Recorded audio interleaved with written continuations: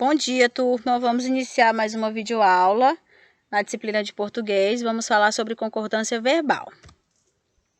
Mas antes, nós vamos corrigir a atividade da aula passada, de terça-feira. Tinha um textinho na página 10 do livro de vocês. Creio que vocês tenham consultado. E aí eu tinha todas as questões eram em torno desse texto. Primeira questão tinha: onde essa atividade matemática foi publicada originalmente? Como é possível saber isso? Ela foi publicada no livro didático A Conquista da Matemática, do 4º ano do ensino fundamental, anos iniciais.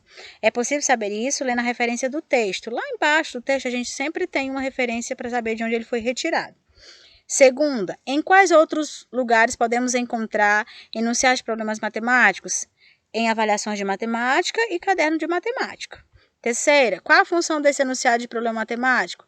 Apresentar ao leitor uma situação-problema relacionada aos conceitos da matemática para análise e resolução. Quarta, qual foi a única equipe que venceu a equipe A nesse torneio de basquete? A equipe E. Se você observou lá na tabelinha que tem, a equipe E tem mais pontos. Quinta, para saber a diferença de pontos nesse jogo, que operação matemática precisa realizar? Toda vez que você ouvir a palavra diferença, a gente vai ter que fazer uma continha de subtração, diminuir. Sexta, para responder à questão C, apresentada no problema, qual operação matemática é preciso realizar? Adição. Sétima, a resolução da questão D apresentada no problema depende da resposta de quais outras questões? Da A e da C. E oitava, assinale a alternativa que apresenta significado com o qual a palavra média foi empregada na questão D do problema matemático. Foi o resultado de uma soma dividido pelo número de parcelas. E vamos ao início do nosso conteúdo. Vamos definir concordância. É a igualdade de gênero, tio, que é gênero, masculino e feminino, e número, plural e singular, entre o substantivo, que é de quem eu falo na frase, e o adjetivo, se caso ele apareça. Pessoa bonita, feia, gordo, magro, artigo, o, a, uma, umas, numeral, que já falei, né? Está no plural e singular, pronome, eu, ele, tu, nós, vós. Igualdade, se isso está em concordância, está de acordo um com o outro, tá bom? Então, vamos a um exemplo para vocês entenderem melhor.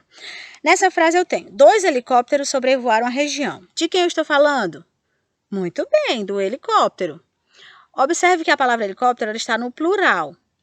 Helicópteros. Então, o restante da minha frase tem que concordar com esta palavra, tá bom? Então, ficou 2 helicópteros, poderia ser 3, 4, só não poderia ser 1, senão ficaria um helicóptero. E o restante da frase ficou: 2 helicópteros sobrevoaram, também no plural, a região, tá bom?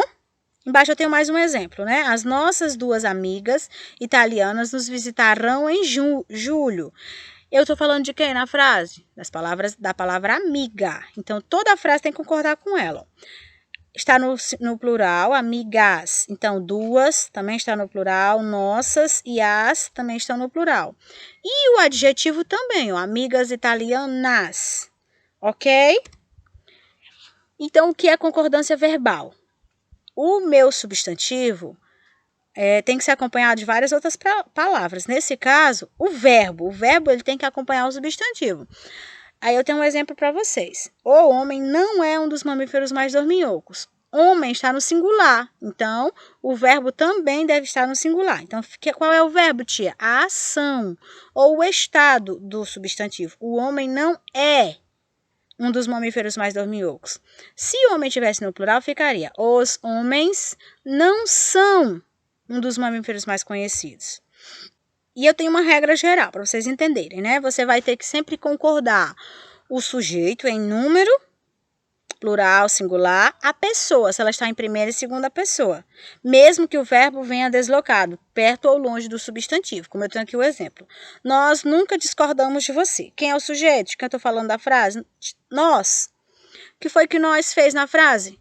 O verbo discordar. Só que como nós é plural, ficou: nós nunca discordamos de você. Se fosse no singular, ficaria: eu nunca discordo de você.